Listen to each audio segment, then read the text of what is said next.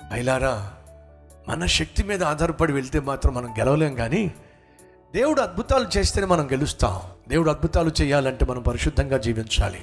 ఇదిగో ఈ మాటను మనం పట్టుకుందాం. ఎప్పుడు ప్రార్థన చేసినా, ప్రభువా, ఆ రోజు యెహోషువ కత్తి వాత చేత చచ్చిన వారి కంటే నువ్వు వడగండ్లు కురిపిస్తే చచ్చిపోయిన వాళ్ళే ఎక్కువ. మేం పడే ప్రయాస వల్ల, మేం పడే కష్టం వల్ల వచ్చే ప్రతిఫలం కంటే నువ్వు మా మీద కనికరపడి ప్రసాదించే ప్రతిఫలమే బహుశ్రేష్టమైనది.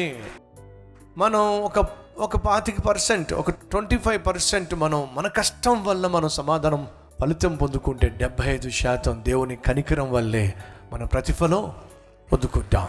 సహోదరి సహోదరులు, ప్రేమిద్దాం, దేవుణ్ణి ప్రేమిద్దాం, దేవుని సన్నిధిని ప్రేమిద్దాం, మన శరీరాన్ని పరిశుద్ధంగా కాపాడుకుందాం, ప్రభువును సేవిద్దాం, రాబోయే తరానికి ఆశీర్వాదంగా మారదాం. దేవుని సన్నిధి విలువ ఏమిటో మనం క్రియల్లో చూపిద్దాం, మన బిడ్డలను ఆ విధంగా నడిపించుకుందాం.